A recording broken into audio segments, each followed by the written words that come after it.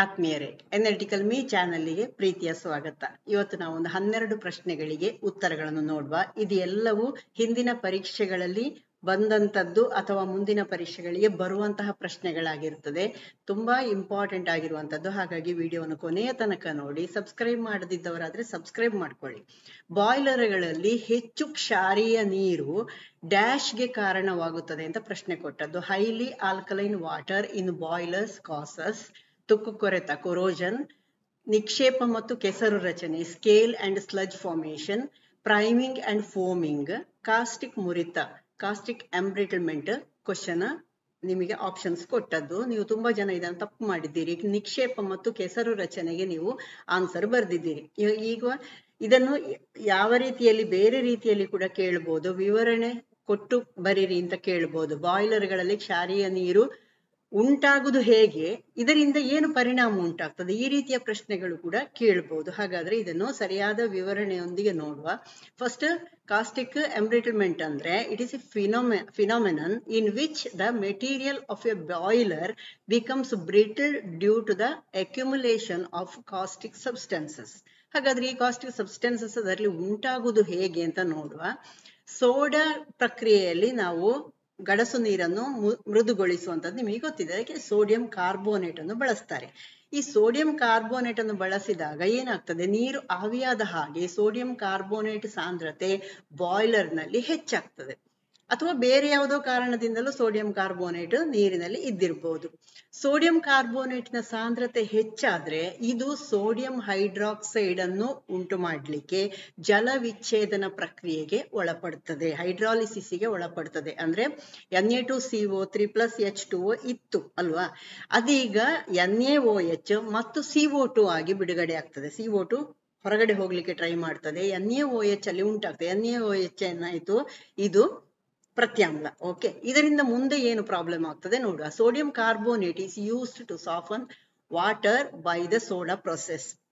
As the water evaporates, the concentration of sodium carbonate increases in the boiler. As the concentration of sodium carbonate increases, it undergoes hydrolysis to form sodium hydroxide.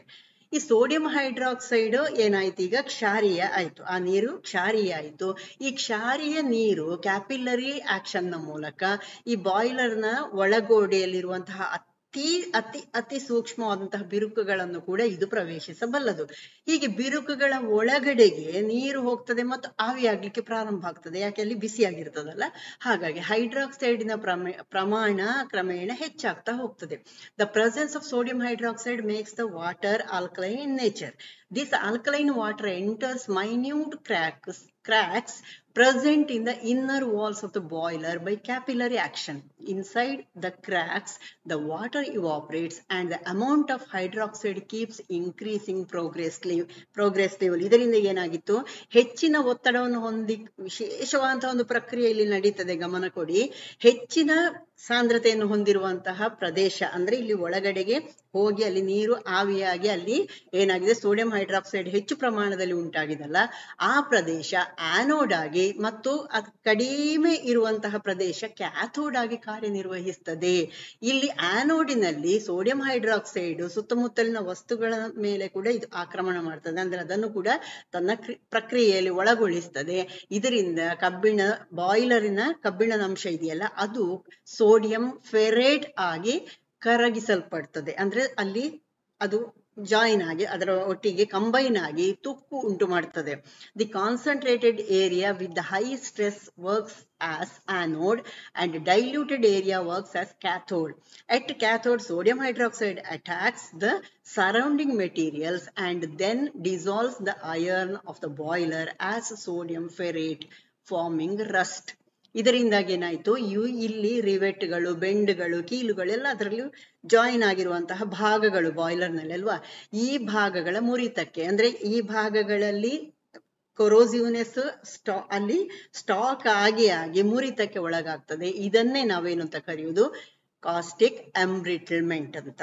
ಇದು ತುಂಬಾ important ಆದಂತಹ ವಿವರಣೆ. ಸ್ವಲ್ಪ ಗಮನ ಕೊಟ್ಟು ನೋಡಿ. This causes embrittlement of boiler parts like rivets, bends and joints. Okay, next, ಗುರುತ್ವಾಕರ್ಷಣೆಯ ಬಗ್ಗೆ ಈ ಕೆಳಗಿನ ಯಾವ ಹೇಳಿಕೆಗಳು ನಿಜ?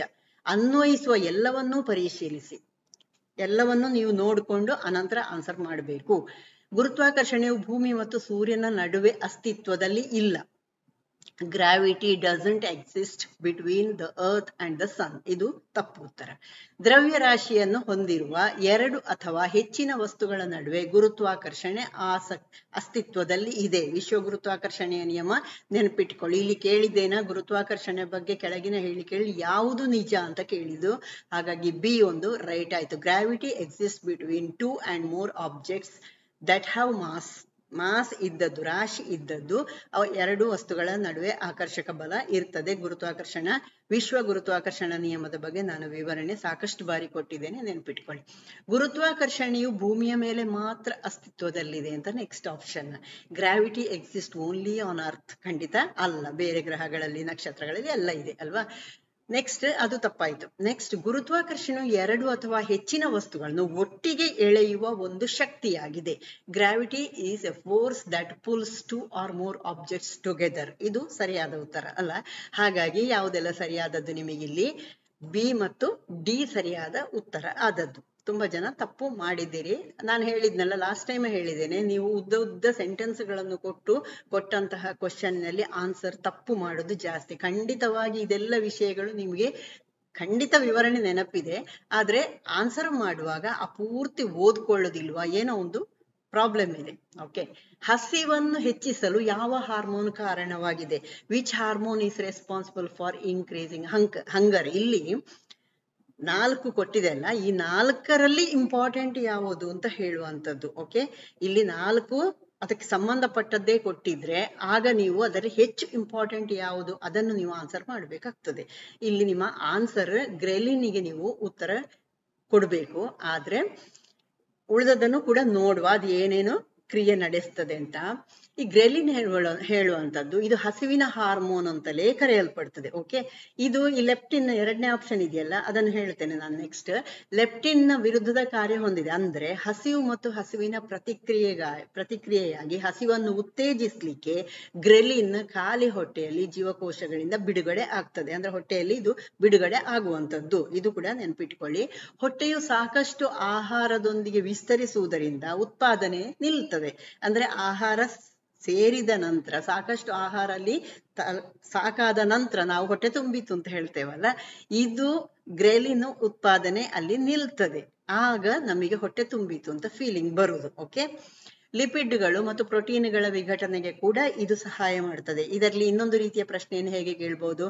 ಗ್ರೆಲಿನ್ ಹಸಿವಿನ ಹಾರ್ಮೋನು, ಇದು ಉಳಿದ ಯಾವ ಕ್ರಿಯೆಗೆ ಸಹಾಯ ಮಾಡ್ತದೆ ಅಂತ ಕೊಟ್ಟು ಅಲ್ಲಿ ಒಂದು ಆಪ್ಷನ್ ಲಿಪಿಡ್ ಮತ್ತು ಪ್ರೋಟೀನ್ಗಳ ವಿಘಟನೆಗೆ ಸಹಾಯ ಮಾಡ್ತದೆ. ವಿಘಟನೆ ಅಂದ್ರೆ ಅದರ ವಿಭಜನೆ ಆಗ್ತದಲ್ಲ, ಅದಕ್ಕೆ ಸಹಾಯ ಮಾಡ್ತದೆ ಅಂತ ಕೊಡ್ಬೋದು. ನಿಮ್ಮ ಆನ್ಸರ್ ಅದಾಗಬೇಕು. Okay, ghrelin also known as the hunger hormone. ಇಲ್ಲಿ ಹಂಗರ್ ಹಾರ್ಮೋನ್ ಯಾವುದು ಅಂತ ಮಾತ್ರ ಕೇಳ್ಬಹುದು, ಆಗ ನೀವು ಗ್ರೆಲಿನ್ ಆನ್ಸರ್ ಮಾಡಿದ್ರೆ ಆಯ್ತು. Has the opposite function of leptin. ಆಗ್ಲೇ ಹೇಳಿದೆ ನಾನು. Ghrelin is released from the empty stomach cells to. ಎಲ್ಲಿಂದ ಬಿಡುಗಡೆ ಆಗುತ್ತದೆ ಹೇಳುವಂಥದ್ದು ಕೂಡ ಇಲ್ಲಿಂದ ಬಿಡುಗಡೆ ಆಗ್ತದೆ ಅಂತ ಕೊಟ್ಟು ಅಲ್ಲಿ ಎಡ್ರಿನಲ್, ಈ ಉಳಿದಂತಹ ಕೆಲವೊಂದಷ್ಟು ಗ್ರಂಥಿಗಳ ಹೆಸರನ್ನೆಲ್ಲ ಕೊಡ್ಬೋದು ನೀವು. ಸ್ಟಮಕ್ ಸೆಲ್ಸ್ ಅಷ್ಟೇ. Stimulate appetite as a response to hunger and starvation. The production is stopped as the stomach stretches with sufficient food. ಇದು ಕೂಡ ತುಂಬಾ ಇಂಪಾರ್ಟೆಂಟ್ ಆಗಿ ನೆನಪಿಟ್ಟುಕೊಳ್ಬೇಕಾದಂತಹ sentence. Also aids in the breakdown of lipids and protein. ಇಲ್ಲಿಗ leptin ಏನು ಅಂತ ನೋಡುವ. ನಿಮ್ಮ ಶಕ್ತಿಯ ವೆಚ್ಚವನ್ನು ನಿಯಂತ್ರಿಸಲಿಕ್ಕೆ ಸಹಾಯ ಮಾಡಲು ಇದು ಕೊಬ್ಬಿನ ಕೋಶಗಳಿಂದ ಬಿಡುಗಡೆ ಆಗುವಂಥದ್ದು. ಯಾವುದು? ಲೆಪ್ಟಿನ್. ಅಂದ್ರೆ ನಮ್ಮ ಶಕ್ತಿ ಎಷ್ಟು ಖರ್ಚಾಗಿದೆ ಅದನ್ನು ನಿಯಂತ್ರಣ ಮಾಡ್ಲಿಕ್ಕೆ, ಅಥವಾ ಎಷ್ಟು ಮತ್ತೆ ಬೇಕು ಅದರ ಬಗ್ಗೆ. ಓಕೆ, ಮೆದುಳಿನಲ್ಲಿರುವ ಹೈಪೋಥಲಾಮಸ್ನೊಂದಿಗೆ ಇದು ಕಾಂಟ್ಯಾಕ್ಟ್ ಇಟ್ಕೊಂಡ ಹಾಗೆ ಸಂವಹನ ನಡೆಸಲಿಕ್ಕೆ ಲೆಪ್ಟಿನ್ ರಕ್ತ ಮೆದುಳಿನ ತಡೆಗೋಡೆಗೆ ತೂರಿಕೊಳ್ತದೆ. ಇದು ನಿಮಗೆ ಹಸಿವೆ ಆಗಿದೆಯೇ ಅಥವಾ ತುಂಬಿದೆಯೇ ಅಂತ ಹೇಳ್ತದೆ.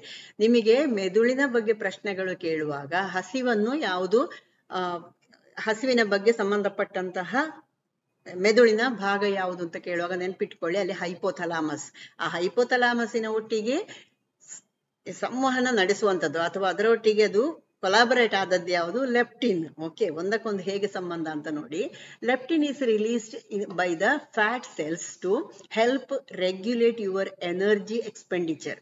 ಶಕ್ತಿ ನಮಗೆ ಅನವಶ್ಯಕ ಅಂತ ಇದ್ದಾಗ ನಾವು ಆಹಾರ ತಿನ್ನಬಾರ್ದು ಅಂತ ನಮ್ಮ ಹಿರಿಯರು ಹೇಳೋದು ಕೇಳಿದ್ದೀರಿ ಅಲ್ವಾ. ಇದು ಕಾರಣಗಳೆಲ್ಲ ಇಂಥದ್ದಲ್ಲೆಲ್ಲ ಬರ್ತದೆ. Leptin penetrates the blood brain barrier to communicate with the hypothalamus in the brain, which tells you whether you are hungry or full. ನೋಡಿ, ಇನ್ನೊಂದು ಗ್ಲೂಕಾಗಾನ್ ತರಹದ ಪೆಪ್ಟೈಡ್ 1, ಇದು ಕೂಡ ಅಂದ್ರೆ ಇದನ್ನು GLP-1 ಅಂತ ಕೂಡ ಹೇಳ್ತಾರೆ. ಇದು ಆಹಾರ ದೇಹವನ್ನು ಪ್ರವೇಶಿಸಿದಾಗ ಕರುಳಿನಿಂದ ಉತ್ಪತ್ತಿಯಾಗಿ ಸ್ರವಣೆ ಆಗುವಂಥದ್ದು. ಕರುಳಿನ ಅದನ್ನು ಕೇಳ್ಬಹುದು, GLP-1 ಎಲ್ಲಿಂದ ಬಿಡುಗಡೆ ಆಗ್ತದೆ ಅಂತ ಕೇಳ್ಬಹುದು, ಅಥವಾ ಗ್ಲೂಕಾಗಾನ್ ತರಹದ ಪೆಪ್ಟೈಡ್ 1 ಎಲ್ಲಿಂದ ಬಿಡುಗಡೆ ಆಗ್ತದೆ ಅಂತ ಕೂಡ ಕೇಳ್ಬಹುದು. ಇದು ಕರುಳಿನಿಂದ ಉತ್ಪತ್ತಿ ಆಗುವಂಥದ್ದು. ಯಾವಾಗ? ಆಹಾರ ನಿಮ್ಮ ಜಠರಕ್ಕೆ ಪ್ರವೇಶಿಸುವಾಗ ಅಲ್ಲಿ ಉಂಟಾಗುವಂಥದ್ದು. ಈ ಹಾರ್ಮೋನ್ ಮೆದುಳಿಗೆ ನೀವು ನಿಮಗೆ ಹೊಟ್ಟೆ ತುಂಬಿದೆ ಅಥವಾ ನಿಲ್ಲಿಸ್ಬೇಕಾ ಏನು ಅಂತ ಇದು ಎಚ್ಚರಿಕೆಯನ್ನು ಕೊಡ್ತದೆ. ನೋಡಿ, ನಿಯಂತ್ರಣ ನಿಮ್ಮ ಕೈಯಲ್ಲಿಲ್ಲ. ಅಥವಾ ನಿಮ್ಮ ಅಪ್ಪ ಅಮ್ಮ ಸಾಕು ನೀವು ಊಟ ಮಾಡಿದ್ದು ಅಂತ ಹೇಳಿದ್ರಲ್ಲಿ ನಿಯಂತ್ರಣ ಬರುದಲ್ಲ. ಇದು ಎಲ್ಲಿಂದ ಬರ್ತದೆ? ಗ್ಲೂಕಾನ್ ತರದ ಪೆಪ್ಟೈಡ್ 1 ನಮಗೆ ಸಂದೇಶವನ್ನು ಕೊಡ್ತದೆ, ಹೊಟ್ಟೆ ತುಂಬಿದೆ, ನಿಲ್ಲಿಸು, ಸಾಕು. ಅಂದ್ರೆ ನಮ್ಮ ಆ ದೇಹ ಆರೋಗ್ಯಯುತವಾಗಿದ್ರೆ, ಇದೆಲ್ಲವೂ ಸರಿಯಾಗಿ ಇದ್ರೆ ನಾವು ಆರೋಗ್ಯವಾಗಿದ್ದೇವೆ ಹೇಳುವಂಥದ್ದು ಅರ್ಥ ಅಲ್ವಾ. ಕೆಲವೊಂದ್ಸತಿ ನಮಗೆ ತಿನ್ನುವುದರಲ್ಲಿ ಲಿಮಿಟ್ ಇಲ್ಲ ಅಂತ ಹೇಳ್ತೇವೆ. ಅದಕ್ಕೆಲ್ಲ ಕಾರಣಗಳು ಸ್ಟ್ರೆಸ್ ಅಂತದೆಲ್ಲ ಇರ್ತದೆ, ಅದು ಮುಂದೆ ಬರ್ತದೆ ನಿಮಗೆ. ಗ್ಲೂಕಾಗಾನ್ like peptide 1 is produced and secreted by the intestine as food enters the body. This hormone alerts the brain that you are full and should stop eating. ಅದು ಕೊರತೆ ಆದ್ರೆ ಅಥವಾ ತೊಂದರೆ ಆದ್ರೆ ಏನಾಗ್ಬೋದು? ನಾವು ಕೆಲವೊಂದು ಸಂದರ್ಭದಲ್ಲಿ ಹೇಳ್ತೇವೆ, ಕೆಲವು ಆರೋಗ್ಯ ಸಮಸ್ಯೆಯಲ್ಲಿ ಇರ್ತದೆ, ಅವನಿಗೆ ತಿನ್ನುವುದನ್ನು ನಿಲ್ಲಿಸ್ಬೇಕಾ ಏನು ಅಂತ ಗೊತ್ತಾಗುದಿಲ್ಲ, ಊಟ ಆದ್ರೆ ತಿಂದುಕೊಂಡೇ ಇರ್ತಾನೆ ಹೇಳುವಂಥದ್ದೆಲ್ಲ. ಊಟಕ್ಕೆ ಕೂತಲ್ಲಿ ಕೆಲವರದ್ದು ಆ ತರ ಇರ್ತದೆ. ದೇಹ ಪ್ರಕೃತಿಯನ್ನು ನೋಡಿದ್ರೆ ಇವು ಇಷ್ಟು ತಿಂತಾನ ಅಂತ ಅನ್ನಿಸ್ಬೇಕು. ಅಂದ್ರೆ ಅವರ ದೇಹದಲ್ಲಿ ಸ್ವಲ್ಪ ಈ ತರದ್ದೆಲ್ಲ ಪ್ರಾಬ್ಲಮ್ ಇರ್ತದೆ. ಇವುಗಳ ಉತ್ಪತ್ತಿ ಎಲ್ಲ ಸ್ವಲ್ಪ ಕಡಿಮೆ ಇರುವಂತದ್ದು ಅಥವಾ ಹೆಚ್ಚಿರುವಂತದ್ದು, ಈ ತರದ ಪ್ರಾಬ್ಲಮ್ಗಳಿರ್ತದೆ. ಇನ್ನೊಂದು ಕಾರ್ಟಿಸೋಲ್. ಇದು ಮೂತ್ರಜನಕಾಂಗದ ಗ್ರಂಥಿಯಿಂದ ಉಂಟಾಗುವಂಥದ್ದು ಅಂತ ನಿಮಗೆ ಗೊತ್ತಿದೆ. ಕಾರ್ಟಿಸೋಲ್ ಬಗ್ಗೆ ಕೇಳಿದ್ದೀರಿ ನೀವು. ಇದು ಸ್ಟ್ರೆಸ್ ಅನ್ನು ಉಂಟು ಮಾಡುವಂತಹ ಹಾರ್ಮೋನ್. ಈ ಸ್ಟ್ರೆಸ್ ಉಂಟಾದ್ರೆ ಏನಾಗ್ತದೆ? ಸ್ಟ್ರೆಸ್ ಅಥವಾ ಪ್ರೆಷರ್ ಅಂತ ಹೇಳ್ತೀರಿ, ಒತ್ತಡ ಉಂಟಾಗುವಂಥದ್ದು, ಏನೋ ಒಂಥರ ಪ್ರಾಬ್ಲಮ್ ಆಗುವಂಥದ್ದು ಮನಸ್ಸಿಗೆ. ಅಂತಹ ಸಂದರ್ಭದಲ್ಲಿ ಏನಾದ್ರೂ ತಿನ್ಬೇಕು ಅಂತಾಗುವಂಥದ್ದು, ಅದರಲ್ಲಿಯೂ ಸ್ವೀಟ್ ತಿನ್ಬೇಕು ಅಂತಾಗುವಂಥದ್ದು, ಈ ತರದ್ದೆಲ್ಲ ಇದೆ. ಇದು ನಮ್ಮ ಈ ಸ್ಟ್ರೆಸ್, ನಾವು ಮಾನಸಿಕ ಒತ್ತಡ ಏನಿದೆ ಆ ಒತ್ತಡಕ್ಕೂ ನಾವು ತಿನ್ನುವಂತಹ ಆಹಾರಗಳಿಗೂ ತುಂಬಾ ಸಂಬಂಧ ಇದೆ. ಇದು ಸಂಶೋಧನೆಯಿಂದ ಗೊತ್ತಾದಂತಹ ವಿಷಯ. Cortisol is a stress hormone produced by the adrenal glands. Stress can cause you eat more, and researchers have found a link between elevated cortisol levels and impulsive snacking. ಸಿಕ್ಕಿದ್ದು ಅದು ಏನು, ಕೆಲವು ಸತಿ ಇಂಥದ್ದೇ ತಿನ್ಬೇಕು ಅಂತ ಆಗುವಂಥದ್ದು, ಕೇಕೇ ಬೇಕು ಅಂತ ಹೇಳುವಂಥದ್ದು. ಸಾಮಾನ್ಯವಾಗಿ ಈ ಹದಿಹರೆಯದ ಮಕ್ಕಳಲ್ಲಿ ಈ ತರದ್ದು ಪ್ರಾಬ್ಲಮ್ಸ್ ಇರ್ತದೆ. ಅಂದ್ರೆ ಕಾರ್ಟಿಸೋಲ್ ಹೆಚ್ಚು ಬಿಡುಗಡೆ ಆಗುವಂಥದ್ದು, ಅವರ ಪೀರಿಯಡ್ಸ್ ಟೈಮಲ್ಲಿ ಆಗುವಂಥದ್ದು, ಇದೆಲ್ಲ ಕೆಲವೊಂದಷ್ಟು ಪ್ರಾಬ್ಲಮ್ಸ್ ಇದೆ. ತಿನ್ನುವಾಗ ಅಂದ್ರೆ ಒಂದು ಸಂತೋಷದ ಹಾರ್ಮೋನ್ ಅಂತ ಇದೆ. ಅಂದ್ರೆ ನಮಗೆ ಖುಷಿ ನಮ್ಮ ಮನಸ್ಸಿಗೆ ಒಂಥರ ಖುಷಿ ಆಗುದು ಅಂತ ಹೇಳ್ತೇವಲ್ಲ, ಅದು ಬೇರೆ ಬೇರೆ ಸಂದರ್ಭಗಳಲ್ಲಿ ಇದು ಬಿಡುಗಡೆ ಆಗ್ತದೆ. ಬರೀ ತಿನ್ನುವಾಗ ಮಾತ್ರ ಅಲ್ಲ, ಡೋಪಾಮಿನ್ ಬಿಡುಗಡೆ ಆಗ್ತದೆ. ಇದು ಸಕ್ಕರೆ ಅಂದ್ರೆ ಏನಾದ್ರೂ ತಿಂದಾಗ, ಸ್ವೀಟ್ ತಿಂದಾಗಲೇ ಆಯ್ತಾ ನಿನ್ನ ಮೂಡ್ ಸರಿ ಆಯ್ತಾ ಅಂತ ಕೇಳ್ಬೋದು ನಾವು. ಖಂಡಿತವಾಗಿ ಅವರಿಗೆ ಅದು ಪ್ರಾಬ್ಲಮ್ ಸಾಲ್ವ್ ಆಗ್ತದೆ. ಡೋಪಾಮಿನ್ ಬಿಡುಗಡೆ ಆಗ್ತದೆ. ಸಕ್ಕರೆ ತಾತ್ಕಾಲಿಕವಂತಹ ಮೂಡ್ ಬೂಸ್ಟ್ ಅನ್ನು, ಅವರ ಮೂಡ್ ಸ್ವಿಂಗ್ ಅಥವಾ ಮೂಡ್ ಪ್ರಾಬ್ಲಮ್ ಏನಾದ್ರೂ ಇದ್ರೆ ಅದನ್ನು ಸರಿಪಡಿಸ್ತದೆ ಕೂಡ. ಅಂದ್ರೆ ಒತ್ತಡ ಇದ್ದಾಗ ಅವರು ಸಕ್ಕರೆಯನ್ನು, ಅವರು ಏನಾದ್ರೂ ಸಿಹಿ ತಿನ್ಬೇಕು ಅಂತ ಹೇಳುವಾಗ ಕೊಡಿ ಅಂದ್ರೆ ಗೊತ್ತಾಗ್ತದೆ ನಿಮಗೆ ಅವರಿಗೇನೋ ಪ್ರಾಬ್ಲಮ್ ಇದೆ ಅಂತ. ಅವರು ಆಮೇಲೆ ಖುಷಿಯಲ್ಲಿ ಇರ್ತಾರೆ ಅವರು. ಓಕೆ, ಆ ಸಂದರ್ಭದಲ್ಲಿ ಯಾಕೆ ಈಗ ಹಾಗೆ ಹೀಗೆ ಕೇಳುವಂಥದ್ದು ಬೇಡ. ಕೆಲವೊಂದು ಸಂದರ್ಭಗಳಲ್ಲಿ ನಮಗೆ ಹಾಗೆ ಅನ್ನಿಸ್ತದೆ, ಡೋಪಾಮಿನ್ ಬಿಡುಗಡೆ ಆಗಬೇಕು ಅಂತಹ ಸಂದರ್ಭದಲ್ಲಿ ಖುಷಿ ಅನ್ನಿಸ್ಬೇಕು. Dopamine which is the happy hormone. Happy hormone ಯಾವುದು ಅಂತ ನಿಮಗೆ ಮಲ್ಟಿಪಲ್ ಚಾಯ್ಸಿಗೆ ಕೇಳ್ಬೋದು. Dopamine is released when you eat. Many people crave sweet foods when they are stressed because sugar provides a temporary mood boost. ಇನ್ನೊಂದು insulin. Insulin ನಿಮಗೆ ಗೊತ್ತಿರುವಂತದ್ದು ಮೇದೋಜೀರಕ ಗ್ರಂಥಿಯ beta ಕೋಶಗಳಿಂದ ಬಿಡುಗಡೆ ಆಗುವಂತಹ ಹಾರ್ಮೋನು. ಇದು ಸಕ್ಕರೆಯ ಮಟ್ಟವನ್ನು ನಿಯಂತ್ರಿಸ್ತದೆ ಮತ್ತು ಜಾಸ್ತಿ ಇದ್ರೆ ಅದನ್ನು ಆಹಾರದಲ್ಲಿ ಶಕ್ತಿಯನ್ನಾಗಿ ಅಥವಾ ಕೊಬ್ಬಿನ ರೂಪದಲ್ಲಿ ಅದನ್ನು ಸಂಗ್ರಹ ಮಾಡಿಡ್ಲಿಕ್ಕೆ ಇದು ಬೇಕೇ ಬೇಕು, ಇನ್ಸುಲಿನ್. ಹಾಗಾಗಿ ಇನ್ಸುಲಿನ್ ಇದ್ದವರು, ಇನ್ಸುಲಿನ್ ಪ್ರಾಬ್ಲಮ್ ಇದ್ದವರು, ಅಂದ್ರೆ ಇನ್ಸುಲಿನ್ ಕಡಿಮೆ ಬಿಡುಗಡೆ ಆಗುವಂತವರಿಗೆ ಇನ್ಸುಲಿನ್ ಕೊಡುವಂತದ್ದಿಲ್ಲ ಇದಕ್ಕೆ. ಅದಲ್ಲದಿದ್ರೆ ಅದು ತುಂಬಾ ಪ್ರಾಬ್ಲಮ್ ಆಗಿ ಬಿಡ್ತದೆ ಅವರಿಗೆ ಅಲ್ವಾ. Insulin is A hormone released by beta cells of the pancreas.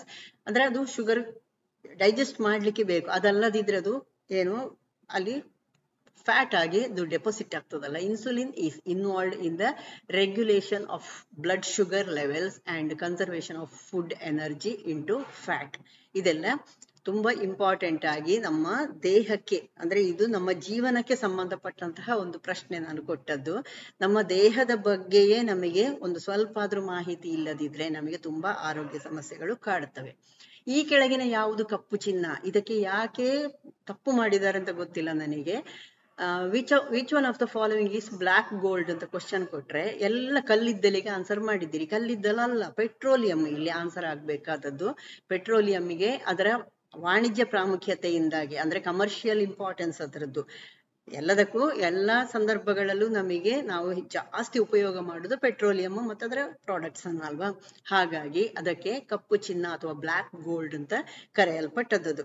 Petroleum ಅದರ ವಾಣಿಜ್ಯ ಯಾಕೆ ಅಂತ ನಿಮಗೆ ಸೆಂಟೆನ್ಸ್ ಅಲ್ಲಿ ಕೇಳಿದ್ರೆ, ವಾಣಿಜ್ಯ ಪ್ರಾಮುಖ್ಯತೆಯಿಂದಾಗಿ ಕಪ್ಪು ಚಿನ್ನ ಎಂದು ಕರೆಯಲಾಗ್ತದೆ. ಅಲ್ಲಿ ಒಂದು ಸೆಂಟೆನ್ಸ್ಗೆ ಅಂತ ಕೇಳಿದ್ರೆ ವಿವರಣೆ ಕೊಡಿ ಅಂತ ಹೇಳಿದ್ರೆ ಖಂಡಿತವಾಗಿ ನೀವು ಪೆಟ್ರೋಲಿಯಂ ಪ್ರಾಡಕ್ಟ್ಗಳ ಬಗ್ಗೆ, ಯಾವುದು ಪೆಟ್ರೋಲು, ಡೀಸೆಲ್, ಗ್ರೀಸ್ ಎಲ್ಲದರಿಂದ ಉತ್ಪನ್ನ ಆಗುವಂತದ್ದೇ, ಇನ್ನು ಅನೇಕ ಬೈ ಪ್ರಾಡಕ್ಟ್ಸ್ ಗಳಿದೆ ಅಲ್ವಾ, ಅದರ ಬಗ್ಗೆ ಎಲ್ಲ ನೀವು ಮಾಹಿತಿಯನ್ನು ಕೊಡ್ಬೋದು ದೊಡ್ಡ ಕ್ವಶನ್ ಬಂದ್ರೆ.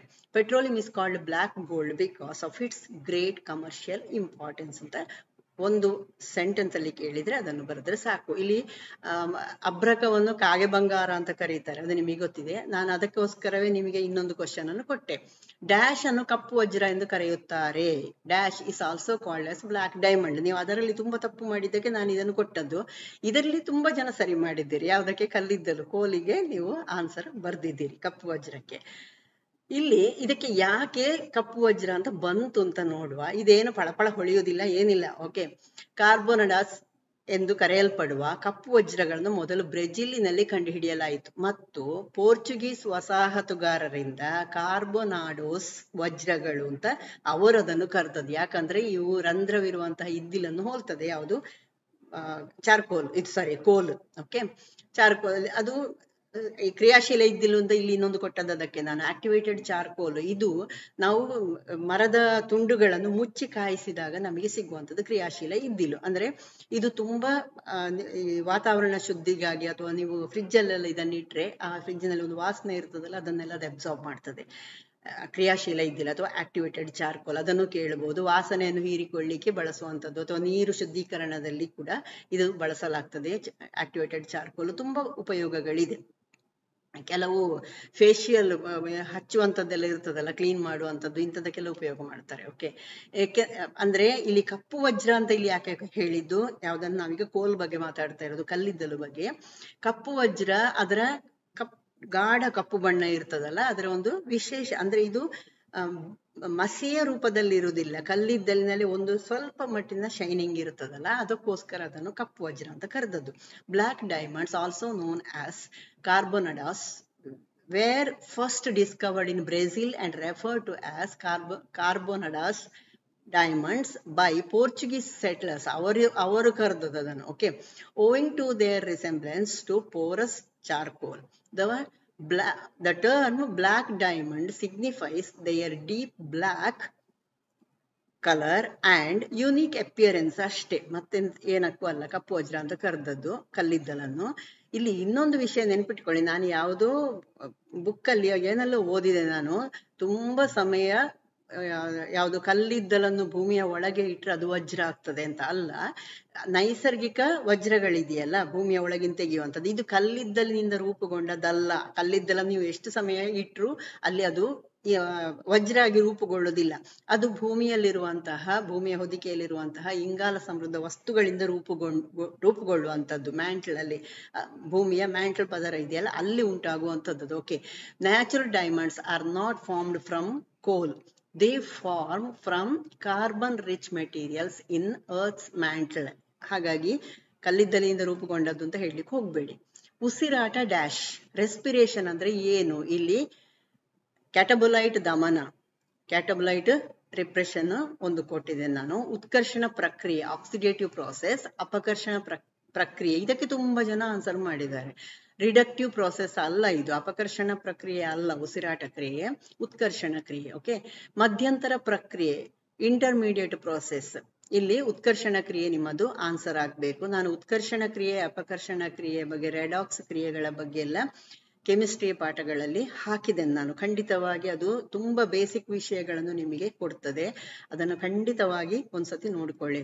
ನಾನು ರೆಡಾಕ್ಸ್ ರಿಯಾಕ್ಷನ್ಸ್ ಎಲ್ಲ ಹಾಕಿದ್ದೇನೆ ಪಾಠ, ನೋಡ್ಕೊಳ್ಳಿ ಅದನ್ನು. ಉಸಿರಾಟ ಅಂದ್ರೆ ಏನು ಅಂತ ಕೂಡ ಕೇಳಬಹುದು ಸೆಂಟೆನ್ಸ್ ಮೂಲಕ ಬರೆಯುವಾದ್ರೆ. ಇದು ಎಲ್ಲ ಜೀವಿಗಳಲ್ಲಿ ಅಂದ್ರೆ ಮೇಲ್ವರ್ಗದ ಜೀವಿಗಳಲ್ಲಿ ಆಮ್ಲಜನಕವನ್ನು ತೆಕ್ಕೊಳ್ಳುವ ಮತ್ತು ಇಂಗಾಲದ ಡೈಆಕ್ಸೈಡ್ ಅನ್ನು ಬಿಡುಗಡೆ ಮಾಡುವ ಮೂಲಕ ಶಕ್ತಿಯನ್ನು ಉತ್ಪಾದಿಸಲಿಕ್ಕೆ ಬೇಕಾದಂತಹ ಒಂದು ಚಯಾಪಚಯ ಪ್ರಕ್ರಿಯೆ. ಚಯಾಪಚಯ ಪ್ರಕ್ರಿಯೆಗಳಲ್ಲಿ ಇದು ಒಂದು ಯಾವುದು, ಉಸಿರಾಟ ಕೂಡ. Okay, respiration is A metabolic process. Metabolic process ಚಯಾಪಚಯ ಕ್ರಿಯೆ ಇಂಗ್ಲಿಷ್ ವರ್ಷನ್ ಅಷ್ಟೇ. Respiration is a metabolic process that occurs in all organisms to produce energy by taking in oxygen and liberating carbon dioxide. ಆಮ್ಲಜನಕವನ್ನು ದೇಹದ ಒಳಗೆ ಹೋಗಿ ಕೋಶಗಳಲ್ಲಿ ಹೋಗಿ ಮೈಟೊಕಾಂಡ್ರಿಯಾದಲ್ಲಿ ಆಹಾರ ವಿಭಜನೆಯಾಗಿ ಶಕ್ತಿ ಬಿಡುಗಡೆ ಆಗುವ ಕ್ರಿಯೆ. ದೊಡ್ಡ ಪ್ರೊಸೆಸ್ ಇದಲ್ವಾ. ಇದನ್ನು ಬರೇ ಆಮ್ಲಜನಕವನ್ನು ಒಳಗೆ ತೆಕ್ಕೊಳ್ಳುವುದು, ಹೊರಗೆ ಬಿಡುವಂತದ್ದು ಇದು ಬಾಹ್ಯ ಉಸಿರಾಟ ಅಷ್ಟೇ.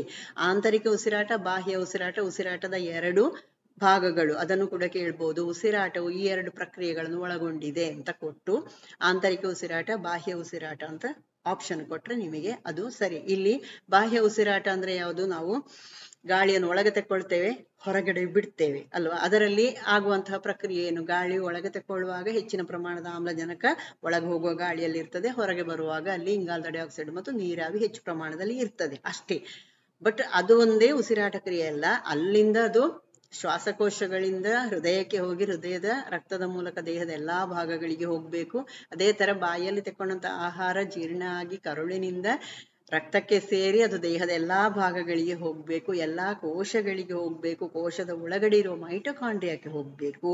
ಅಲ್ಲಿ ಚಯಾಪಚಯ ಕ್ರಿಯೆ ಅಥವಾ ಯಾವುದು ಉಸಿರಾಟ ಪ್ರಕ್ರಿಯೆ, ಆಂತರಿಕ ಉಸಿರಾಟ ಅಲ್ಲಿ ನಡಿಬೇಕು. ಅಲ್ಲಿ ನಡೆದು ಬಿಡುಗಡೆ ಆಗುವಂತದ್ದು ಯಾವುದು, ಇಂಗಾಲದ ಡೈಆಕ್ಸೈಡ್ ಮತ್ತು ನೀರಾವಿ. ಉಳಿದದ್ದು ಶಕ್ತಿಯಾಗಿ ಬಿಡುಗಡೆ ಆಗುವಂಥದ್ದು. ಶಕ್ತಿ ಯಾವ ರೂಪದಲ್ಲಿ ಸಂಗ್ರಹಿಸಲ್ಪಡ್ತದೆ ಅದು ಕೂಡ ಕೇಳ್ಬೋದು. ATP ಅಡಿನಾಸಿನ್ ಟ್ರೈಫಾಸ್ಫೇಟ್ ರೂಪದಲ್ಲಿ ನಮ್ಮ ದೇಹದಲ್ಲಿ ಶಕ್ತಿ ಸಂಗ್ರಹ ಆಗ್ತದೆ. ಇದೆಲ್ಲ ವಿಷಯಗಳು ಯಾವುದಕ್ಕೆ ಸಂಬಂಧಪಟ್ಟದ್ದು, ಉಸಿರಾಟ ಪಾಠಕ್ಕೆ ಅಥವಾ ಉಸಿರಾಟ ಪರಿಕಲ್ಪನೆಗೆ ಸಂಬಂಧಪಟ್ಟ ವಿಷಯಗಳು.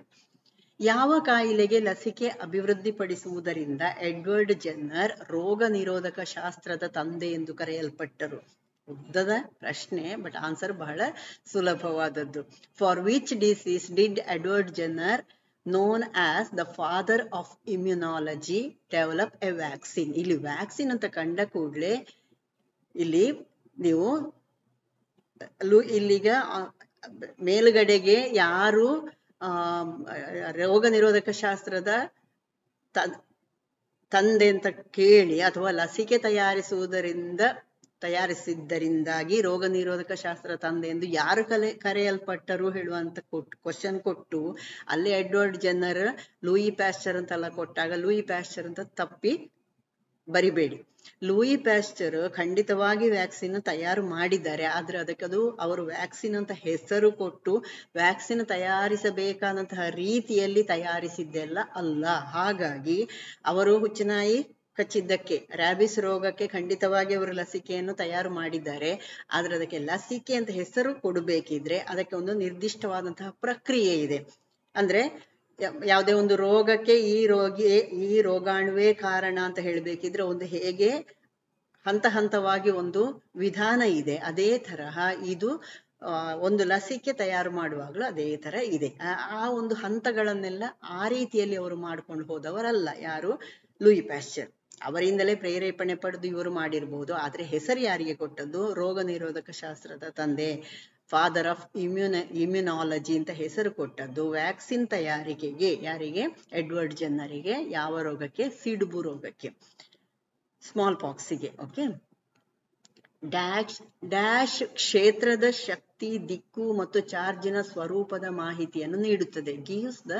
Dash gives the information on field strength, direction and nature of the charge.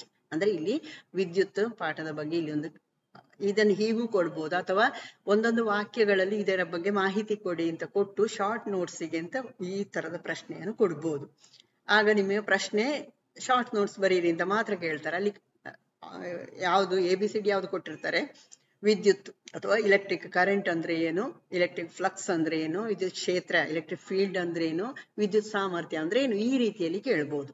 Okay, ಇಲ್ಲಿ ಆನ್ಸರ್ ನಿಮ್ಮದು ವಿದ್ಯುತ್ ಕ್ಷೇತ್ರ ಅಥವಾ ಇಲೆಕ್ಟ್ರಿಕ್ ಫೀಲ್ಡ್. ಇದು ಅಲ್ಲಿ ಇರುವಂತಹ ವಿದ್ಯುತ್ ಕ್ಷೇತ್ರದ ಶಕ್ತಿ ಎಷ್ಟಿದೆ, ಅದು ಯಾವ ದಿಕ್ಕಿಗೆ ಹರಿತಾ ಇರುವುದು ಮತ್ತು ಚಾರ್ಜಿನ ಸ್ವರೂಪ ನೆಗೆಟಿವ್ ಪಾಸಿಟಿವ್ ಇಂಥವುಗಳ ವಿಷಯಗಳನ್ನೆಲ್ಲ ಯಾವುದು ಕೊಡ್ತದೆ, ವಿದ್ಯುತ್ ಕ್ಷೇತ್ರದ ಇಲೆಕ್ಟ್ರಿಕ್ ಫೀಲ್ಡಿನ ವಿವರಣೆ. ಓಕೆ, ವಿದ್ಯುತ್ ಕ್ಷೇತ್ರ ಹೇಳಿ ನಾವು ಹೇಳುವಂಥದ್ದು ಅಥವಾ ಇದಕ್ಕೊಂದು ಏನು ವ್ಯಾಖ್ಯಾನ ಅಥವಾ ಡೆಫಿನೇಷನ್ ಹೇಗೆ ಕೊಟ್ಟಿದ್ದಾರೆ ಅಂದ್ರೆ, ವಿದ್ಯುತ್ ಕ್ಷೇತ್ರವನ್ನು ಪ್ರತಿ ಯೂನಿಟ್ ವಿದ್ಯುದಾವೇಶದ ವಿದ್ಯುತ್ ಶಕ್ತಿ ಅಂತ ಕೂಡ ಕರೆಯಲ್ಪಟ್ಟಿದೆ. ಅಂದ್ರೆ ವಿದ್ಯುತ್ ಕ್ಷೇತ್ರದ ಶಕ್ತಿ ಅಂತ ಗೊತ್ತಾಯ್ತು. ಇಲ್ಲಿ ವಿದ್ಯುತ್ ಕ್ಷೇತ್ರಗಳು ಸಾಮಾನ್ಯವಾಗಿ ವಿವಿಧ ಕಾಂತೀಯ ಕ್ಷೇತ್ರಗಳು ಅಥವಾ ವಿದ್ಯುದಾವೇಶಗಳಿಂದ ಉಂಟಾಗ್ತದೆ. ಇಲೆಕ್ಟ್ರಿಕ್ ಕ್ಷೇತ್ರದ ಬಲವನ್ನು, ಇದು ಕೂಡ ಗೊತ್ತಾಯ್ತು, ಇಲ್ಲಿ ಬಲ ಫೋರ್ಸಿಗೆ ದಿಕ್ಕು ಇದೆ ಅಲ್ವಾ. ಪ್ರತಿ ಮೀಟರಿಗೆ SI ಯೂನಿಟ್ ವೋಲ್ಟಿನಲ್ಲಿ ವೋಲ್ಟ್ ಪರ್ ಮೀಟರ್ ನಲ್ಲಿ ಅಳೆಯಲಾಗ್ತದೆ. An electric field is also described as the electric force per unit charge. Electric fields are usually caused by varying magnetic fields or electric charges. Electric field strength is measured in the SI unit volt per meter. Okay, ಇನ್ನು ವಿದ್ಯುತ್ ಕ್ಷೇತ್ರದ ಪ್ರಮಾಣ ಮತ್ತು ದಿಕ್ಕನ್ನು E ಇಂದ ಸೂಚಿಸ್ತೇವೆ ಅಲ್ವಾ. ಇದನ್ನು ವಿದ್ಯುತ್ ಕ್ಷೇತ್ರದ ಶಕ್ತಿ ಅಥವಾ ವಿದ್ಯುತ್ ಕ್ಷೇತ್ರದ ತೀವ್ರತೆ ಅಥವಾ ಸರಳವಾಗಿ ವಿದ್ಯುತ್ ಕ್ಷೇತ್ರ ಅಂತ ಇದನ್ನು ಕರೀತಾರೆ. ಸಾಮಾನ್ಯವಾಗಿ ವಿದ್ಯುತ್ ಕ್ಷೇತ್ರ ಅಂತ ಹೇಳಿಬಿಟ್ಟು ನಡೀತದೆ. The magnitude and direction of the electric field, ಇಲ್ಲೇ ಸಿಕ್ಕಿತ್ತು ನಿಮಗೆ. ಮ್ಯಾಗ್ನಿಟ್ಯೂಡ್ ಕೊಡ್ತದೆ, ಇದು ಡೈರೆಕ್ಷನ್ ಅನ್ನು ಕೊಡ್ತದೆ, ಹಾಗಾಗಿ ಇದು vector quantity. Okay, expressed by the value of E called electric field strength or electric field intensity or simply electric field. ಹಾಗಾದ್ರೆ ಉಳಿದದ್ದನ್ನೊಂದು ಸ್ವಲ್ಪ ನೋಡುವ. ಒಂದು ವಾಕ್ಯ ಎರಡು ವಾಕ್ಯ ಕೇಳಿದ್ರೆ ನಿಮಗೆ ಬರೀಲಿಕ್ಕೆ. ಇಲೆಕ್ಟ್ರಿಕ್ ಪೊಟೆನ್ಷಿಯಲ್, ಇದನ್ನು ಇಲೆಕ್ಟ್ರಿಕ್ ಫೀಲ್ಡ್ ಪೊಟೆನ್ಷಿಯಲ್ ಅಥವಾ ಪೊಟೆನ್ಷಿಯಲ್ ಡ್ರಾಪ್ ಅಥವಾ ಸ್ಥಾಯಿ ವಿದ್ಯುತ್ ವಿಭವ ಅಂತ ಕೂಡ ಕರೀತಾರೆ. ವಿದ್ಯುತಾವೇಶದ ಒಂದು ಯೂನಿಟ್ಗೆ ಚಾರ್ಜ್ ಅನ್ನು ವಿದ್ಯುತ್ ಕ್ಷೇತ್ರದಲ್ಲಿ ಒಂದು ನಿರ್ದಿಷ್ಟ ಬಿಂದುವಿಗೆ ಸರಿಸಲು ಅಗತ್ಯವಿರುವಂತಹ ಕೆಲಸದ ಶಕ್ತಿಯ ಪ್ರಮಾಣ. ಇದು ಯಾವುದು, ಇಲೆಕ್ಟ್ರಿಕ್ ಪೊಟೆನ್ಷಿಯಲ್, ಕೆಲಸದ ಶಕ್ತಿಯ ಪ್ರಮಾಣ. Electric potential also called the electric field potential, potential drop, the electrostatic potential ಹೇಗೂ ಕರಿಬಹುದು, is defined as the amount of work energy needed per unit of electric charge to move the charge from a reference point to a specific point in an electric field. ಹಾಗಾದ್ರೆ ವಿದ್ಯುತ್ ಹರಿವು ಅಥವಾ electric flux ಅನ್ನು ಕೇಳಬಹುದು. ಇದೇನು, ಒಂದು ನಿರ್ದಿಷ್ಟ ಮೇಲ್ಮೈಯ ಮೂಲಕ ವಿದ್ಯುತ್ ಕ್ಷೇತ್ರ ಹೇಗೆ ಹೋಗ್ತಾ ಇದೆ, ಎಷ್ಟು ಹೋಗ್ತಾ ಇದೆ, ಅದನ್ನು ಅಳತೆ ಮಾಡುವಂಥದ್ದು ಅಷ್ಟೇ. An electric flux is the measure of the electric field through a given surface. ಒಂದು ಸರ್ಫೇಸ್ ನ ಮೂಲಕ ವಿದ್ಯುತ್ ಎಷ್ಟು ಹಾದು ಹೋಗಿದೆ ಹೇಳುವಂಥದ್ದನ್ನು ಒಂದು ಮೆಷರ್ಮೆಂಟ್ ಕೊಡುವಂಥದ್ದು ಇಲೆಕ್ಟ್ರಿಕ್ ಫ್ಲಕ್ಸ್. ಓಕೆ, ಇಷ್ಟೇ. ಸಂವೇಗದ SI ಮಾನ, SI unit of momentum is kilogram metre per second, newton, joule. ಇವುಗಳಲ್ಲಿ ಯಾವುದು ಅಲ್ಲ ಅಂತ ಆಪ್ಷನ್ಸ್ ಕೊಟ್ಟದ್ದು. ಕಿಲೋಗ್ರಾಮ್ ಮೀಟರ್ ಪರ್ ಸೆಕೆಂಡ್ ಇಲ್ಲಿ ಆನ್ಸರ್ ಆಗ್ಬೇಕು. ಕೆಲವರಿಗೆ ಯಾಕೆ ಡೌಟ್ ಆಯ್ತು ಗೊತ್ತಿಲ್ಲ. ಸಂವೇಗದ ಮಾನಗಳು ದ್ರವ್ಯರಾಶಿ ಮತ್ತು ವೇಗದ ಮಾನಗಳ ಉತ್ಪನ್ನವಾಗಿದೆ. ಇದು ಈ ವಿವರಣೆಗಳನ್ನೆಲ್ಲ ನಾನು ಚಲನೆ ಪಾಠದಲ್ಲಿ ತುಂಬಾ ಪ್ರಶ್ನೆ ಉತ್ತರಗಳು ಪ್ಲಸ್ ವಿವರಣೆಗಳು, ಸಂವೇಗ ಅಂದ್ರೆ ಏನು, ವೇಗ ಅಂದ್ರೇನು, ಪ್ರತಿಯೊಂದನ್ನು ನಾನು ಬಹಳ ಸರಳವಾಗಿ ವಿವರಣೆ ಕೊಟ್ಟಿದ್ದೇನೆ. ಚಲನೆ ಪಾಠವನ್ನು ಖಂಡಿತವಾಗಿ ನೋಡ್ಕೊಳ್ಳಿ. ಸಂವೇಗದ ಮಾನಗಳು ದ್ರವ್ಯರಾಶಿ ಮತ್ತು ವೇಗದ ಮಾನಗಳ ಉತ್ಪನ್ನವಾಗಿದೆ. ದ್ರವ್ಯರಾಶಿಯನ್ನು ಕೆಜಿಯಲ್ಲಿ ನೋಡುದು ಯಾವಾಗ್ಲೂ, ವೇಗವನ್ನು ಮೀಟರ್ ಪರ್ ಸೆಕೆಂಡ್ ಅಲ್ಲಿ ನೋಡುದು. ಹಾಗಾಗಿ ಸಂವೇಗದ ವೇಗಮಾನ ಇದು ಏಕಮಾನ ಏನಾಯ್ತು, ಕಿಲೋಗ್ರಾಮ್ ಮೀಟರ್ ಪರ್ ಸೆಕೆಂಡ್ ಆಯ್ತು. Okay, the unit of momentum will be the product of units of mass and velocity. Mass into velocity. Mass is measured in kg and velocity in mass per meter per second. Okay, therefore the SI unit of momentum will be kilogram meter per second. 11ನೇ ಪ್ರಶ್ನೆ ನೋಡಿ. ವಿಮೋಚನಾ ವೇಗವು ಒಂದು ಕ್ಷಿಪಣಿ dash ದಿಂದ ತಪ್ಪಿಸಿಕೊಳ್ಳಲು ಅಗತ್ಯವಿರುವ ಕನಿಷ್ಠ ವೇಗವಾಗಿದೆ. Escape velocity is the minimum velocity required by a projectile to escape from dash. ಇಲ್ಲಿ ಧೂಮಕೇತುವಿನ ವೇಗ, the velocity of a comet ಅದಲ್ಲ ಅಂತ ನಿಮಗೆ ಇಮಿಡಿಯೇಟ್ ಗೊತ್ತಾಗ್ತದೆ. ನಿರ್ದಿಷ್ಟ ಗುರುತ್ವಾಕರ್ಷಣೆಯ ಕ್ಷೇತ್ರ, ಪರ್ಟಿಕ್ಯುಲರ್ ಗ್ರಾವಿಟೇಷನಲ್ ಫೀಲ್ಡ್, ಇದು ಸರಿಯಾದ ಉತ್ತರ ಆಗಬೇಕು. ನೆಕ್ಸ್ಟ್, ಭೂಮಿಯ ಸುತ್ತ ವೃತ್ತಾಕಾರದ ಕಕ್ಷೆಯಲ್ಲಿ ಚಲಿಸಲು ಉಪಗ್ರಹಕ್ಕೆ ಅಗತ್ಯವಿರುವ ವೇಗ, velocity required for a satellite to move in circular orbit around the earth. ಇದೇನಿದು ಆಕ್ಚುಲಿ ಕಕ್ಷಾ ವೇಗ ಅಲ್ವಾ, ಇದು ಭೂಮಿಯ ಸುತ್ತ ವೃತ್ತಾಕಾರದ ಕಕ್ಷೆಯಲ್ಲಿ ತಿರುಗಿಸುವಂತದ್ದು ಕಕ್ಷಾ ವೇಗ. ಕಕ್ಷಾ ವೇಗ ಮತ್ತು ವಿಮೋಚನಾ ವೇಗಕ್ಕಿರುವಂತಹ ವ್ಯತ್ಯಾಸವನ್ನು ನಾನೊಂದು ವಿಡಿಯೋದಲ್ಲಿ ಹಾಕಿದ್ದೇನೆ, ಖಂಡಿತವಾಗಿ ಅದನ್ನು ನೋಡ್ಕೊಳ್ಳಿ. ನೆಕ್ಸ್ಟ್ ಆಪ್ಷನ್ ಏನ್ ಕೊಟ್ಟಿದ್ದಾರೆ, ಉಪಗ್ರಹವು ಭೂಮಿಯ ವಾತಾವರಣವನ್ನು ಪುನಃ ಪ್ರವೇಶಿಸಲು ಅಗತ್ಯವಿರುವ ವೇಗ ಅಲ್ಲ, ಇದು velocity required for a satellite to move in, ಇದು velocity required for a satellite to reenter earth's atmosphere. ಹಾಗಾದ್ರೆ ನಿಮ್ಮ ಸರಿಯಾದ ಉತ್ತರ ಯಾವುದಿಲ್ಲ, ನಿರ್ದಿಷ್ಟ ಗುರುತ್ವಾಕರ್ಷಣೆಯ ಕ್ಷೇತ್ರ, ಪರ್ಟಿಕ್ಯುಲರ್ ಗ್ರಾವಿಟೇಷನಲ್ ಫೀಲ್ಡ್ ಆಗ್ಬೇಕಾದದ್ದು. ಓಕೆ, ಇಲ್ಲಿ ಇದು ಇನ್ನೊಂದು ಕೇಳಬಹುದು, ನಿಮಗೆ ಸೂತ್ರ ಕೇಳಬಹುದು. V escape velocity equals to root 2gm ಭಾಗಿಸು r. ಇಲ್ಲಿ ಎಸ್ಕೇಪ್ ವೆಲಾಸಿಟಿ ವಿ, ಜಿ ಅಂದ್ರೆ ಗ್ರಾವಿಟೇಷನಲ್ ಕಾನ್ಸ್ಟೆಂಟ್, ಇದರ ವ್ಯಾಲ್ಯೂವನ್ನು ಕೂಡ ನಿಮಗೆ MCQ ಅಲ್ಲಿ ಕೇಳಬಹುದು. 6.67 into 10⁻⁻11 m³ kilogram per second square ಆಗ್ಬೇಕು. ಯಾವುದು ವಿಶ್ವ ಗುರುತ್ವಾಕರ್ಷಣೆ ನಿಯಮ ಪಾಠ ವಿವರಣೆ ಕೊಡುವಾಗ ನಾನು ಇದನ್ನೆಲ್ಲ ಕ್ಲಿಯರ್ ಆಗಿ ಹೇಳಿದ್ದೇನೆ. ಹಾಗಾಗಿ ಚಲನೆ ಪಾಠ, ಗುರುತ್ವಾಕರ್ಷಣೆ ಪಾಠ ಎಲ್ಲವನ್ನು ನೋಡಿಕೊಳ್ಳಿ. ಇಲ್ಲಿ ಎಂ ಅಂದ್ರೇನು, mass of the earth, moon or any planet, ಯಾವುದರ ಬಗ್ಗೆ ತಕೊಂಡಿದೆ ಅಲ್ಲಿ, ಅಂದ್ರೆ ಯಾವ ಗ್ರಹದಿಂದ ಹಾರಿಸುವುದು ಅಂತ ಕೊಟ್ಟಿದೆ, ಆ ಗ್ರಹದ ಮಾಸ್ ಅನ್ನು ಹಾಕ್ಬೇಕು ನೀವು. ಆರ್ ಅಂದ್ರೆ ರೇಡಿಯಸ್ ಆಫ್ ಅರ್ತ್, ಮೂನ್ ಅಥವಾ ಯಾವುದರಿಂದ ತೆಕ್ಕೊಂಡಿದೆ ಅದರ ರೇಡಿಯಸ್ ಅನ್ನು ಹಾಕುವಂಥದ್ದು. ಈಗ ನೀವು ಗುರುಗ್ರಹದಿಂದ ಹಾರಿಸಿದ್ದು ಅಂತ ಕೊಟ್ರೆ ನೀವಲ್ಲಿ ಎಂ ಯಾವ್ದ್ರದ್ದು ಹಾಕ್ಬೇಕು, ಗುರುಗ್ರಹದ ಹಾಕ್ಬೇಕು. ಆರ್ ಯಾವ್ದ್ರದ್ದು ಹಾಕ್ಬೇಕು, ಗುರುಗ್ರಹದ ಹಾಕ್ಬೇಕು. ಅದರಿಂದ ವೆಲಾಸಿಟಿ ನೀವು ತೆಕ್ಕೊಳ್ಳುವಂಥ ಅಥವಾ ಎಸ್ಕೇಪ್ ವೆಲಾಸಿಟಿಯನ್ನು ತೆಕ್ಕೊಳ್ಳುವಂಥದ್ದು. ಇನ್ನೊಂದು ಲಾಸ್ಟ್ ಕ್ವಶನ್ ನೋಡುವ. ಇದರಲ್ಲಿ ಕೆಳಗಿನವುಗಳಲ್ಲಿ ಯಾವುದು ಅತ್ಯಂತ ಸಿಹಿಯಾದ ಸಕ್ಕರೆ? ಎಲ್ಲವೂ ಸಕ್ಕರೆಗಳೇ ಇಲ್ಲಿ ಕೊಟ್ಟದ್ದು. ನಿಮಗೆ ನಾನು ಪೋಷಕಾಂಶಗಳು ಪಾಠ ಹಾಕಿದ್ದೇನಲ್ಲ, ಅದರಲ್ಲಿ ನಾನು ಗ್ಲೂಕೋಸ್ ಅಥವಾ ಯಾವುದೋ ಈ ಸಕ್ಕರೆಯ ಬಗ್ಗೆ ಅಂದ್ರೆ ಪ್ರೋಟೀನ್ನ ಬಗ್ಗೆ ಇವುಗಳ ಬಗ್ಗೆ ಎಲ್ಲ ನಾನು ವಿವರವಾದಂತಹ ವಿವರಣೆಗಳನ್ನು, ಉದಾಹರಣೆಗಳನ್ನು ಎಲ್ಲ ಕೊಟ್ಟಿದ್ದೇನೆ. ಖಂಡಿತವಾಗಿ ಆ ಪೋಷಕಾಂಶಗಳು ಪಾಠವನ್ನು ನೋಡ್ಕೊಳ್ಳಿ. ಇಲ್ಲಿ ಗ್ಲೂಕೋಸ್, ಫ್ರಕ್ಟೋಸ್, ಸುಕ್ರೋಸ್ ಮತ್ತು ಮಾಲ್ಟೋಸ್ ಅನ್ನು ಆಪ್ಷನ್ಸ್ ಕೊಟ್ಟದ್ದು. ಇಲ್ಲಿ ಹೆಚ್ಚು ಸಿಹಿಯಾಗಿರೋದು ಫ್ರಕ್ಟೋಸ್, ಸಿಹಿ ಹಣ್ಣಿನಲ್ಲಿರುವಂತಹ ಸಿಹಿ ಫ್ರಕ್ಟೋಸ್ ಅಂತೆಲ್ಲ ಓದಿದ್ದೀರಲ್ಲ, ಅದೇ ಇದು ಸ್ವಾಭಾವಿಕವಾಗಿ ಸಿಗುವಂತಹ ಸಕ್ಕರೆ. ಇದು ಸುಕ್ರೋಸಿನಿಂದ 2 ಪಟ್ಟು ಹೆಚ್ಚು ಸಿಹಿಯಾಗಿರ್ತದೆ ಅಂತ ಅಂದಾಜು ಮಾಡಲಾಗಿದೆ. Fructose is the sweetest naturally occurring sugar, estimated to be twice as sweet as sucrose. Okay, ಇಲ್ಲಿ ಈ ಸುಕ್ರೋಸ್ ಅಂತ ಹೇಳುವಂಥದ್ದು ಇಲ್ಲಿ ಮೋನೋಸ್ಯಾಕರೈಡ್, ಡೈಸ್ಯಾಕರೈಡ್ ಅಂತೆಲ್ಲ ಇದೆ. ಅಂದ್ರೆ ಒಂದೇ ಒಂದು ಗ್ಲೂಕೋಸಿನ ಅಣುವಿನ ಅಂದ್ರೆ C6H12O6 ನಿಂದ ಆದದ್ದಿದ್ರೆ ಅದನ್ನು ನಾವು ಗ್ಲೂಕೋಸ್ ಅಥವಾ ಫ್ರಕ್ಟೋಸ್. ಓಕೆ, ಇಲ್ಲಿ ಇದು ಡೈಸ್ಯಾಕರೈಡ್. ಯಾವುದು ಸುಕ್ರೋಸ್ ಹೇಳುವಂಥದ್ದು ಡೈಸ್ಯಾಕರೈಡ್, ಫ್ರಕ್ಟೋಸ್ ಹೇಳುವಂಥದ್ದು ಏಕಶರ್ಕರ. ಇಲ್ಲಿ ಡೈಸ್ಯಾಕರೈಡ್, ಈ ಸುಕ್ರೋಸಿನಲ್ಲಿ 2 ಮೋನೋಸ್ಯಾಕರೈಡ್ಗಳು ಸೇರ್ಕೊಂಡಿದೆ, ಯಾವುದು ಗ್ಲೂಕೋಸ್ ಮತ್ತು fructose. Sucrose is A molecule composed of 2 monosaccharides, glucose and fructose. ಇದನ್ನು ನಾವು ಡೈಸ್ಯಾಕರೈಡ್ ಅಂತ ಕರಿತೇವೆ. ಓಕೆ, ಮಾಲ್ಟೋಸ್ ಗ್ಲೂಕೋಸಿನ 2 ಘಟಕಗಳಿಂದ ರೂಪುಗೊಂಡದ್ದು. ಅಂದ್ರೆ 2 ಗ್ಲೂಕೋಸಿನ ಅಣುಗಳು ಒಂದು ನೀರಿನ ಅಣುವನ್ನು ಕಳ್ಕೊಂಡು ಒಟ್ಟು ಸೇರಿದಂತದ್ದು ಯಾವುದು maltose. Maltose ಡೈಸ್ಯಾಕರೈಡ್ formed from 2 units of glucose. ಇದೆಲ್ಲ ನೀವು ಇಂಪಾರ್ಟೆಂಟ್ ಆಗಿ ನೆನಪಿಟ್ಕೊಳ್ಬೇಕಂತಹ ವಿಷಯಗಳು. ಇದನ್ನು ನಿಮ್ಮ ಫ್ರೆಂಡ್ಸಿಗೂ ಶೇರ್ ಮಾಡಿ, ಲೈಕ್ ಮಾಡಿ. ಸಬ್ಸ್ಕ್ರೈಬ್ ಮಾಡದಿದ್ದವರಾದ್ರೆ ಸಬ್ಸ್ಕ್ರೈಬ್ ಮಾಡಿಕೊಳ್ಳಿ. ನಾನು ಈ ಮೊದಲು ಹಾಕಿದಂತಹ ಅನೇಕ ವಿಡಿಯೋಗಳು ನಿಮಗೆ GPSTR, RRB, IAS, KAS ಎಲ್ಲ ಪರೀಕ್ಷೆಗಳಿಗೆ ಅನುಕೂಲ ಆಗುವಂತಹ ಪಾಠಗಳನ್ನು ಹಾಕಿದ್ದೇನೆ. ಖಂಡಿತವಾಗಿ ಅವುಗಳನ್ನು ನೋಡಿ. All the best.